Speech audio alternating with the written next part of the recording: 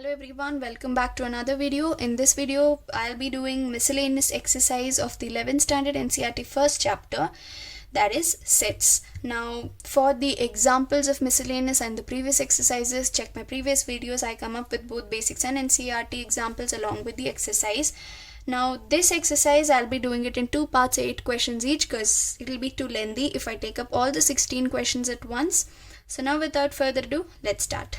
Now the first question says, decide among the following. Hope you're able to see that. Yeah. Decide among the following sets. Which sets are the subsets of one another? Now the first set is in a set builder form, x such that x belongs to real numbers and x satisfy x square minus 8x plus 12 is equal to 0. This is a quadratic equation. We have to solve that and find out what are the answers for x, that is solutions for x, and that will be the set A basically. B is 2, 4, 6, C is 2, 4, 6, 8, infinity to infinity, D is 6. Now we have to find out what are the subsets of what. Like what are the sets which are subsets to the other.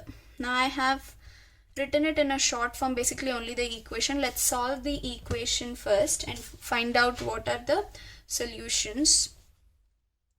Right, x square minus 8x plus 12.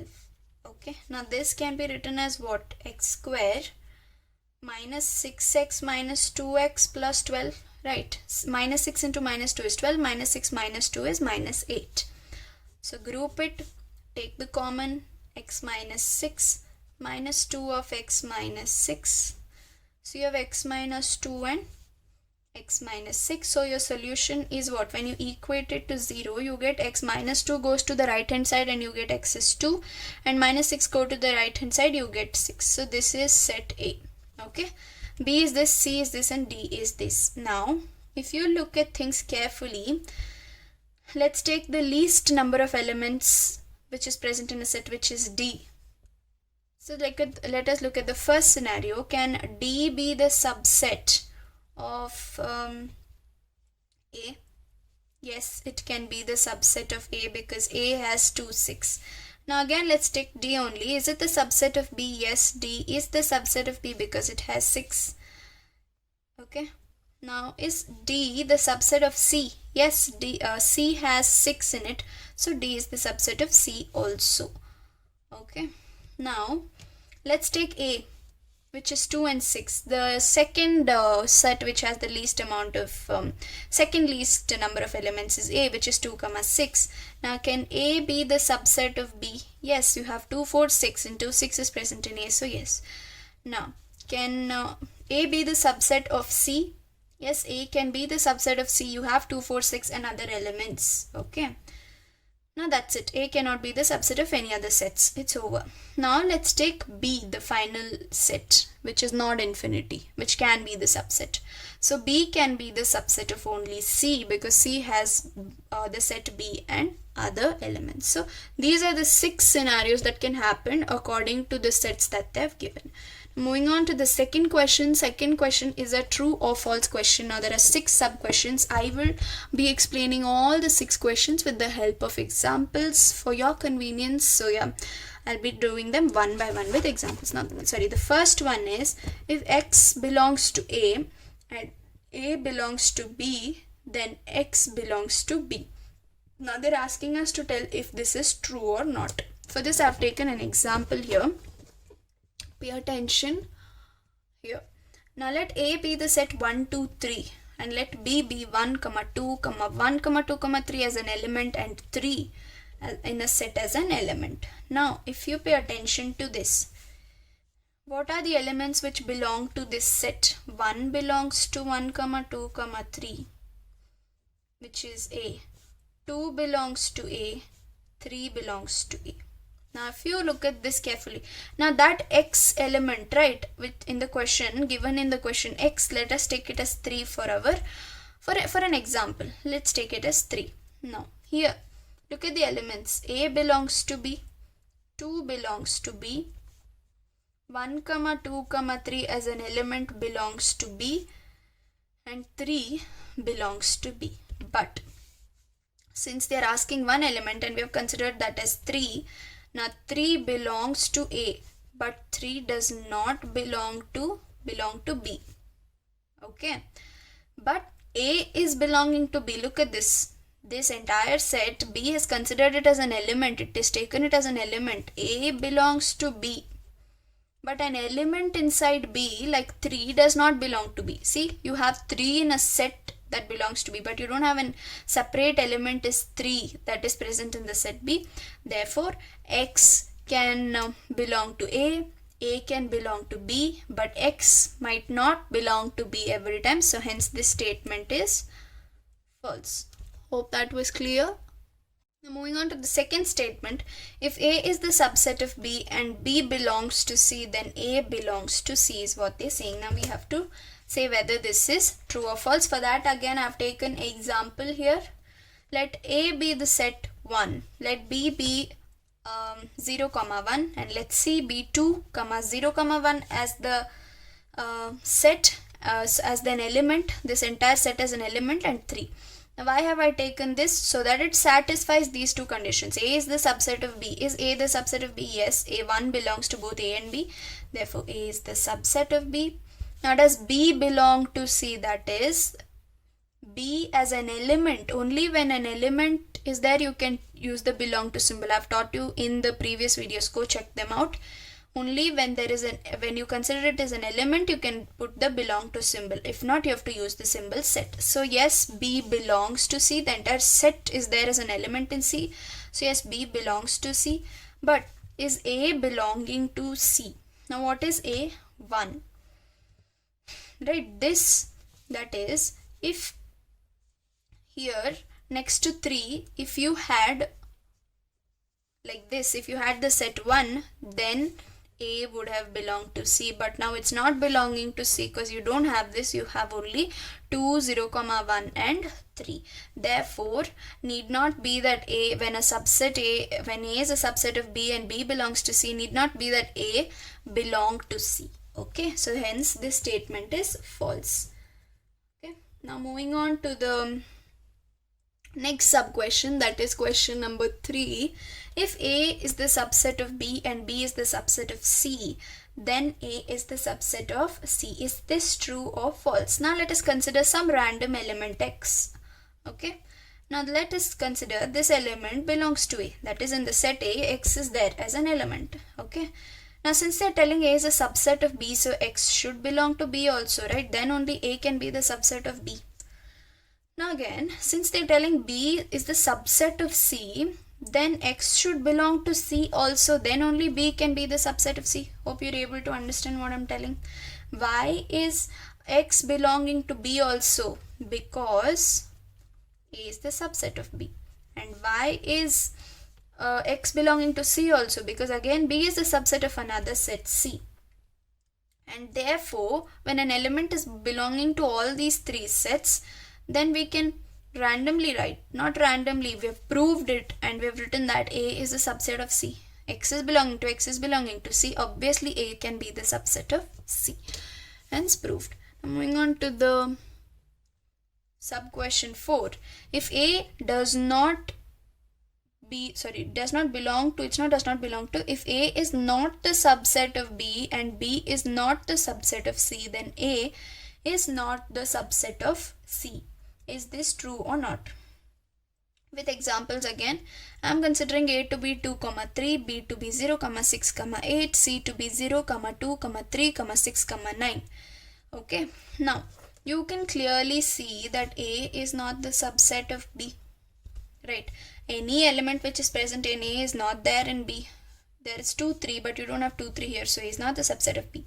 Now B is not the subset of C. Yes, B is not the subset of C. Right, you don't have the elements 6 and 8 here. You don't have 8 here, right? Therefore, B cannot be the subset of C. But can A be the subset of C? Have a close look. You have both the elements 2 and 3 here. So hence A can be the subset of C. Therefore, this statement is false, that A cannot be the subset of C when A is not the subset of B and B is not the subset of C. This statement is false. Mark it as false. Moving on to the next sub question, which says if X belongs to A and A is not the subset of B, then X belongs to B. Again, I have example for this. Let us consider A is 2, 4, 6 and B is 2, 4 and 5. We have to we have to check whether this is true or false. Now, X belongs to A. Now, let us keep that X is 6 here. 6, let 6 be X, okay. Now, 6 is belonging to A, but and here your A is not the subset of B, right? As written here, A is not the subset of B. That is also clear. Now, both these conditions have been cleared by the help of the example. Now, does that element 6 belong to the set B? No. X, which is 6, does not belong to B. Hence, this statement is false, that if an element belongs to set A and A is not the subset of another set B, then X belonging to B is a false statement, hence mark it as false. Now moving on to the next sub question and the last, the last one. If A is a subset of B and X does not belong to B, okay, does not belong to B, then X does not belong to A. Is this true or false? Let's have a look at it. I've taken examples 1, 2, 3 and 1, 2, 3, 4, 5. Now, is A the subset of B? Yes, A is the subset of B. All the elements present in A is present in B. Okay. Now, X does not belong to B, then X does not belong to A. Now, let us take an element which does not belong to B. What is an element which does not belong to B? Some random element which is out of these. For example, 9. 9 does not belong to B. 9 is not present in B. Okay. Then, is 9 belonging to A? Is there 9 in the set A? No, obviously no. Hence, this statement is very true. Okay, this statement is true that when an element does not belong to this set, it won't belong to this set also. Hence, this question of true or false is over. Moving on to the third question. The third miscellaneous question says that let A, B, C be 3 sets such that A union B is equal to A union C and A intersection B is equal to A intersection C. They are asking us to show that B is equal to C. Now let me make one point clear before explaining this question, that when two sets are equal, they can be the subsets of each other. Okay, actually there are elaborate answers for such type of questions. I don't want to make such elaborate answers. It's just common sense that when two sets are equal, they'll be subsets of each other. Okay, because all the elements of B will be in C, all the elements of C will be in B, so obviously they can be the subset of each other. That is, B subset of C and C subset of B can be possible, right? So usually in big elaborate answers, I have started with an element belonging to B. They'll prove this halfway and they'll do another halfway telling X is belonging to C or A also. They'll prove it twice. But I don't understand, when two sets are equal, when we have proved that two sets are equal, why do you have to prove again that C is also the subset of B? When two sets are equal, B is a subset of C and even C can be the subset of B, right? So I'll quickly start explaining what is this. It's very simple. You guys have to pay attention. And the first one, let us consider an element X which belongs to the set B. Okay. Now that X will be belonging to A union B also. Why? Very clear, because B is the subset of A union B. A union B will contain the elements present in A and B both. Therefore, B only will be the subset of A union B. When this is the subset of A union B, that means the element present in B should be present in A union B also, right? Therefore, this element will belong to A union B also. Now, coming back to the question, there is a statement given that A union B is equal to A union C. Therefore, this X will belong to A union C also. Why? Because A union B is equal to A union C as per the question. Now, since A union B is equal to A union C, both of these, what is common in both of these? A, right? So obviously, when X can belong to A union B, it is belonging to A also. Now, why again we cannot take just one set? I am taking that it's belonging to A because A is common in both of these sets and they are equal to each other. Okay, that's why it is belonging to A also. Okay, the common point in these two sets is A, therefore X will belong to A also. Now, X will belong to C also. Why? Because A union B is equal to A union C. When it is belonging to A union C, it will belong to C also, right? So therefore X is belonging to B.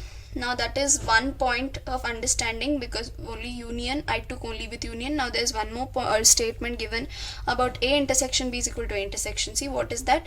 That element X belongs to A intersection B. Okay, now why does it belong to A intersection B? Elements which are common to both A and B. Look at this carefully. I have proved that X is belonging to B and X is belonging to A also. When this element is belonging to both, that means X is common to both A and B. When do we use intersection symbol? When elements are common to two sets. Therefore X will belong to A intersection B also, right? Now X will belong to A intersection C also. Why? Because A intersection B is equal to A intersection C. Okay, now again coming back to A, since both of these have A in common and both of these are equal, that is A intersection B is equal to A intersection C, and A is common in both of these sets, therefore X will again belong to A also. We have already proved here, but we had to prove it again because we are taking intersection form here. So X will belong to A also again, and therefore X will belong to C as well. Now we have proved so many things, right? Then finally B will be equal to C, right? Actually looking at here, you can clearly understand that however A is common, left over is B and C. Obviously they'll be equal to each other. Here also A is common to both of these. A will be equal to A for sure. What is remaining? B and C, and there's an equal to symbol. It's common sense, but we have to prove because it's an elaborate NCERT question. You have to prove.